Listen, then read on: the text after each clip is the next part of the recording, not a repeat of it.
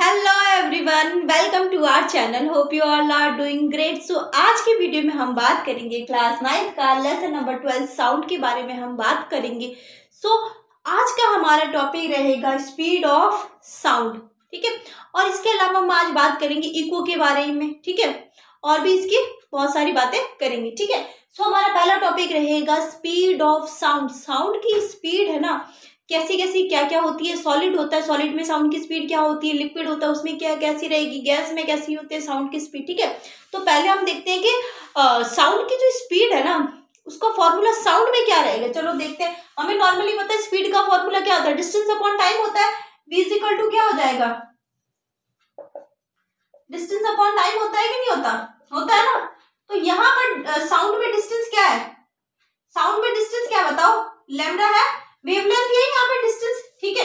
वहीं पर यहाँ पे टाइम क्या है, टाइम पीरियड है। एक ऑक्सीलेशन कंप्लीट होने में कितना टाइम लगता है, वही हम यहाँ पे लेंगे, टाइम पीरियड लेंगे, यहाँ पे लेंगे टी, ठीक है। अब यहाँ पे एक चीज देखो, यहाँ पे क्या है, लैम्डा है, इसमें साथ में मल्टीप्लाई में 1 भी तो है। 1 अपॉन जो कैपिटल टी है वो क्या होता है, फ्रीक्वेंसी होता है, नहीं होता, वो क्या होता है, फ्रीक्वेंसी होता है। तो मैं यहाँ पे लिख देती हूँ न्यू इज इक्वल टू क्या होता है, 1 अपॉन कैपिटल टी। तो इसको यहाँ पे ऐसा करो, कंफ्यूजन आ जाए तो इसको सिंपल वी लिख लो आप, है ना,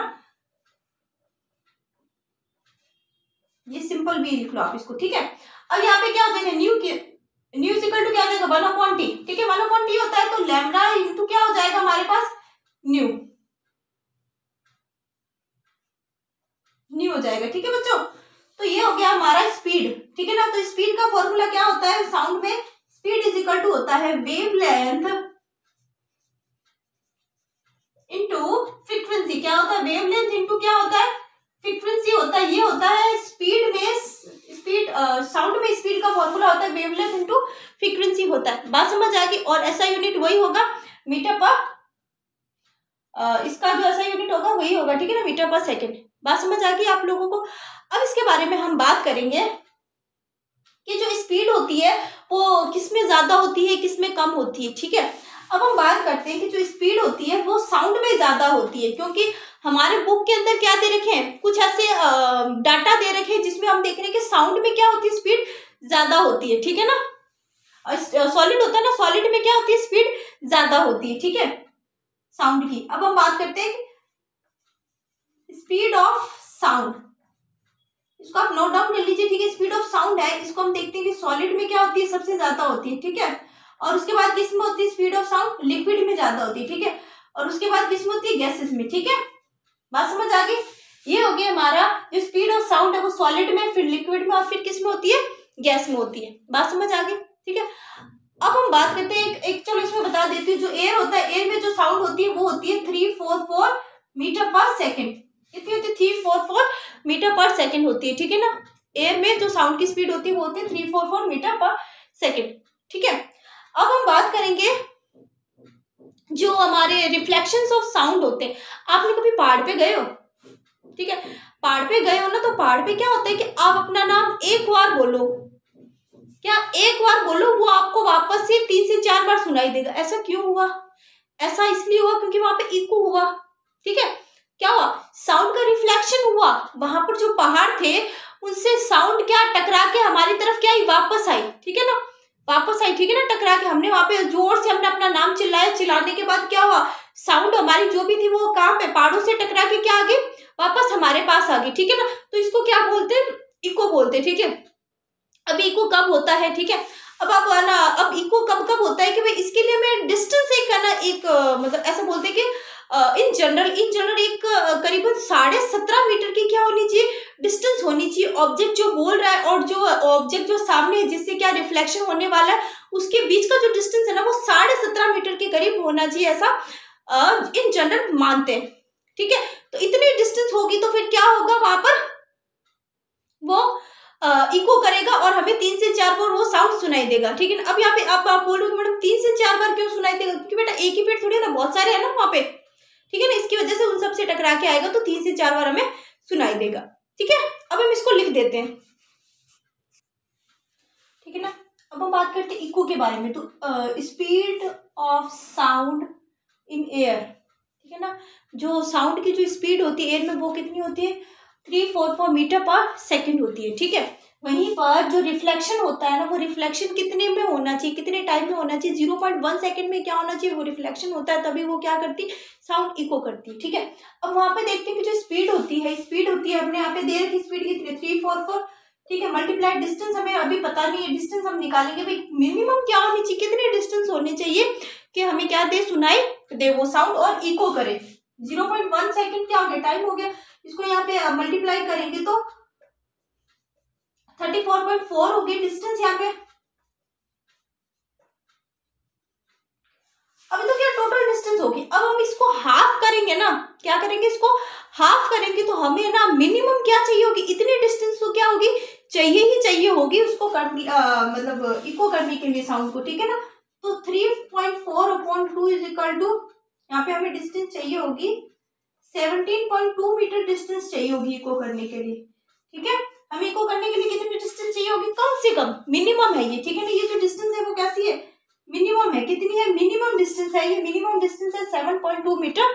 बात समझ आ गई है। अब हम बात करते हैं रिवर्बरेशन के बारे में। हम बात करते हैं कि जब हम एक कमरे में या हॉल में, जब हम जो खाली हॉल होता है या खाली कमरा होता है उसमें बोलते हैं, तब भी क्या करती है, साउंड क्या होता है, रिपीट होता है।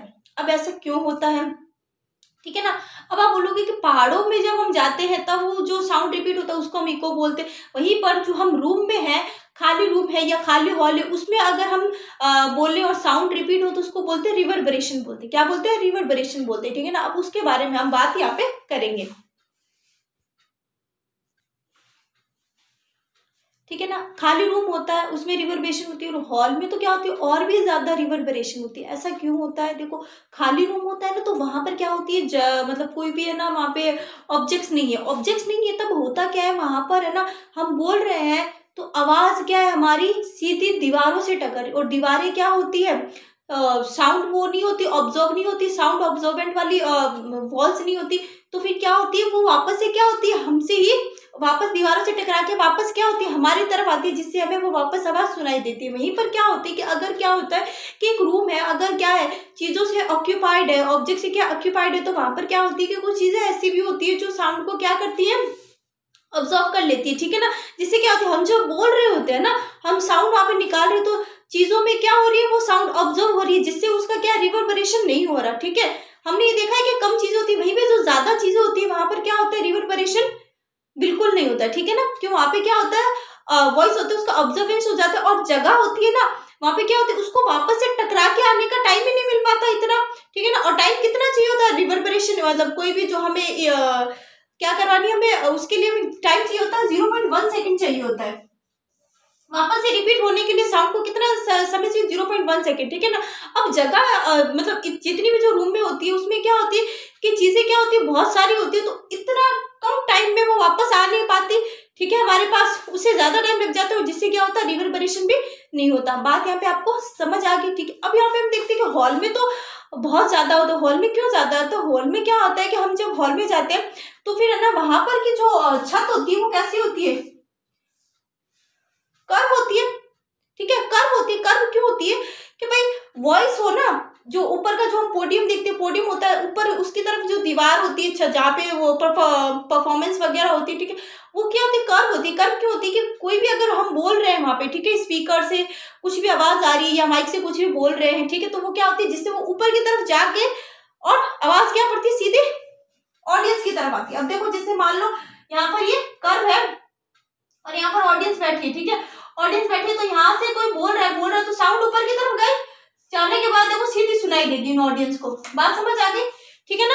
तो ऐसे क्या होता है, रिवर्बरेशन होता है, ठीक है। और ज्यादातर हॉल्स में क्या होता है कि ना ऐसी कंडीशन में कि जो बाकी के जो वॉल्स है कि भाई वहां से ना टकराए, ठीक है ना, सिर्फ ये जो कर्व एरिया है वहीं से टकराए और बाकी एरिया से ना टकरा के वापस क्या रिवर्बरेशन ना हो, इसके लिए क्या किया जाता है, हॉल्स में क्या ना साउंड ऑब्जॉर्वेंट ऐसे मटेरियल का यूज किया जाता है जिससे वहां पे क्या हो, साउंड ऑब्जर्व हो, ठीक है। बात समझ आ गई, ठीक है। और वहां पे रिवर्बरेशन क्या करने की, कम करने की कोशिश करते हैं। रिवर्बरेशन के लिए वहां पे जो पोडियम होता है उसके ऊपर का ऐसा पार्ट बनाते हैं जिससे क्या हो, साउंड का रिवर्बरेशन और जो आगे जो ऑडियंस बैठी है उनको बहुत अच्छे से सुनाई दे। बात समझ आ गई आपको। ठीक है। अब हम बात करते हैं range of hearing. Range of hearing कितना होता है नॉर्मल ह्यूमन बीइंग का, ठीक है ना। रेंज ऑफ हियरिंग होता है नॉर्मल ह्यूमन बीइंग का 20 हर्ट्ज से होता है 20,000 हर्ट्ज होता है, ठीक है ना। 20,000 हर्ट्ज मतलब हो गया यहाँ पे 20 किलो हर्ट्ज, एक ही बात है। 20,000 हर्ट्ज बोलो या 20 किलो हर्ट्ज बोलो, क्योंकि 1 किलो में कितने होते हैं, 1000 होते हैं, ठीक है ना। बात समझ आ गई आपको, ठीक है। अब यहाँ पे जो हियरिंग रेंज है 20 से कितनी है, 20,000 हर्ट्ज से। ये एक नॉर्मल जो ह्यूमन होता है उसकी हियरिंग एज है, ठीक है, रेंज है। अब इसमें देखते हैं कि जो 5 साल के जो कम बच्चे होते हैं और जो कुछ एनिमल्स लाइक डॉग्स वगैरह होते हैं ना, उनकी हियरिंग रेंज होती है 20,000 हर्ट्ज की बजाय उनकी हियरिंग रेंज होती है 25 किलो हर्ट्ज होती है। कितनी होती है, 25 किलो हर्ट्ज होती है। जो 5 साल से कम बच्चे होते हैं और क्या होते हैं, जो डॉग्स वगैरह और कुछ एनिमल्स होते हैं, उनकी जो हियरिंग रेंज होती है वो काफी ज्यादा होती है, करीबन 25 किलो हर्ट्ज होती है, ठीक है। अब ऐसा है कि भाई हम हियरिंग रेंज से जब ज्यादा सुनते हैं या कम सुनते हैं, वो हमारे क्या इफेक्ट करता है।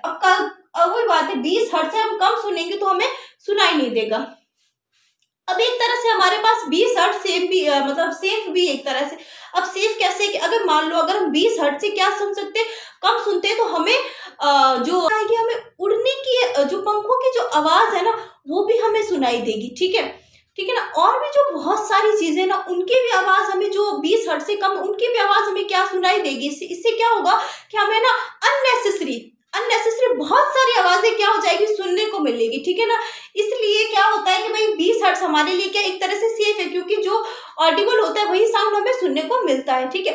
इसके अलावा अगर 20,000 हर्ट्ज से ज्यादा हो तब क्या होगा, ऑब्वियसली 20,000 हर्ट्ज से ज्यादा होगा तो हमारे फिजिकली मेंटली हमारे लिए क्या होगा, वो हार्मफुल होगा, ठीक है ना। इसलिए 20,000 हर्ट्ज से ज्यादा साउंड सुनना भी क्या होता है, हमारे लिए हार्मफुल होता है, ठीक है बच्चों। और हमने देख लिया कि जो छोटे बच्चे होते हैं 5 साल से कम और कुछ एनिमल्स होते हैं, उनमें जो ऑडिबल जो रेंज होती है वो कितनी होती है, 25 किलो हर्ट्ज तक होती है। बात समझ आ गई आपको, ठीक है। अब यहाँ पे मैं एक चीज बताती हूँ कि जो 20,000 हर्ट्ज है, उससे अगर जो कम साउंड होती है उसको क्या बोलते हैं, 20,000 हर्ट्ज से जो कम साउंड है उसको बोलते हैं हम इंफ्रासाउंड। क्या बोलते हैं, इंफ्रासाउंड बोलते हैं, ठीक है।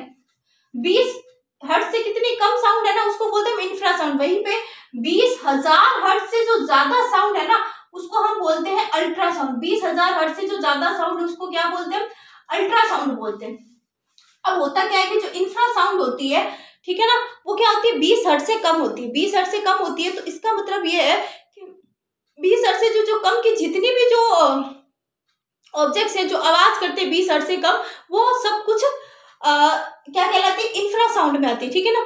अब जो भूकंप होता है ना, भूकंप आने से पहले क्या होता है कि जो साउंड निकलता है ना, वो कैसा होता है, वो इंफ्रासाउंड होता है। भूकंप आने से पहले जो साउंड निकलता है वो इंफ्रासाउंड होता है। और जो ये इंफ्रासाउंड रहता है ना, ये कुछ है कि ना सुन सकते हैं एनिमल्स। अब कुछ है एनिमल्स कौन सुन सकते हैं इंफ्रासाउंड, वही जैसे डॉग्स हो गए वगैरह, ठीक है ना। और बहुत सारे ऐसे एनिमल्स हैं वो क्या सुन सकते हैं, इंफ्रासाउंड मतलब सुन सकते हैं। जिससे क्या आप लोग देखोगे कि जहां पर भूकंप आने वाला होता है ना, वहां पर हम देखते हैं कि जो एनिमल्स होते हैं वो क्या होते हैं, भागने लगते हैं इधर उधर। क्यों भागते, अपनी सेफ्टी के लिए, क्योंकि उनको पहले से ही पता लग जाता है, मतलब पता लग जाता है कि वहां पर अर्थक्वेक आने वाला है। क्योंकि हमें पता है कि इंफ्रासाउंड उन लोगों ने सुन लिया है, क्योंकि उनको इंफ्रासाउंड सुनाई देते हैं, जिसकी वजह से उन्हें पता लग जाता है कि यहाँ पर क्या आने वाला है, अर्थक्वेक आने वाला है। इसलिए वो अपनी सेफ जोन में चले जाते हैं। बात समझ आ गई क्या, ठीक है ना। इसलिए जो 20 हर्ट्ज से जो कम का जो साउंड है उसको बोलते हैं हम इंफ्रासाउंड। जो अर्थक्वेक आने से जो पहले का जो साउंड होता है ना, वो कौन सा होता है, वो होता है इंफ्रासाउंड। अब हम बात करते हैं 20,000 हर्ट्ज से ज्यादा का साउंड क्या कहलाता है, अल्ट्रासाउंड कहलाता है। अब जो अल्ट्रासाउंड है इसका यूज हम करते हैं मेडिकल साइंस में भी, इसका बहुत यूज होता है, ठीक है ना। इसके अलावा जो चमगादड़ होती है, देखा आपने, बैट क्या होती है कि रात को उसको दिखाई नहीं देता, फिर भी वो क्या करती है कि दिखाई नहीं देता ना, तो वो क्या करती है कि एक बहुत ही तेज आवाज निकालती है, बहुत ज्यादा तेज आवाज निकालती है। उसको क्या बोलते हैं, अल्ट्रासाउंड बोलते हैं। वो 20,000 हर्ट्ज से क्या होती है, ज्यादा होती है। वो इतनी तेज आवाज निकालती है जिससे क्या होता है कि रिफ्लेक्शन होके जहां से भी आवाज क्या होगी, टकरा गई, ठीक है ना। मान लो कोई दीवार आ गई तो दीवार से आवाज टकरा के उसके वापस कानों में आ गई ना, तो इसका मतलब उसको पता लग जाएगी कि आगे उसकी क्या है, कुछ ना कुछ क्या है वहां पे रुकावट है, जिसके कारण वो आगे जाएगी तो उसको वहां पे क्या होगा, हार्म होगा, ठीक है ना। इसलिए वो अपना क्या कर लेती है, रास्ता चेंज कर लेती है। इसलिए जब वो बैट उड़ रही होती है तो वो क्या निकाल रही होती है, मुंह से अपने आवाजें निकाल रही होती है बहुत सारी, ठीक है ना। वहीं पर वो क्या करती है, बैट अपने ना जो जोर से जब अल्ट्रासाउंड जो निकाल रही होती है, तो फिर वो ना अल्ट्रासाउंड होता है ना, वापस जब रिफ्लेक्ट होके आता है ऑब्जेक्ट से टकरा के, किसी भी ऑब्जेक्ट से टकरा के वापस जब रिफ्लेक्ट होके आता है ना, तो उसको पता लग जाता है, ठीक है ना। वहीं पर मान लो अगर कोई शिकारी है, मतलब जिससे क्या है कि जो उसके लिए खाने वाली चीज है, उससे अगर वो टकराता है ना, तो उससे भी उसको पता लग जाता है कि अरे मेरे सामने तो मेरा क्या है, फूड है, ठीक है ना। तो ये हो गया हमारा इंफ्रासाउंड और अल्ट्रासाउंड के बारे में हमने बात कर ली, ठीक है। कल हम इसके एप्लीकेशंस और देखेंगे कि अल्ट्रासाउंड और इंफ्रासाउंड के एप्लीकेशंस क्या क्या है, ठीक है बच्चों। सो आज के लिए इतना ही, थैंक यू सो मच। बाकी का पढ़ेंगे हम नेक्स्ट वीडियो में। वीडियो को लाइक करें, चैनल को सब्सक्राइब करें। किसी प्रकार का कोई भी डाउट हो तो कमेंट बॉक्स में कमेंट कर सकते हैं।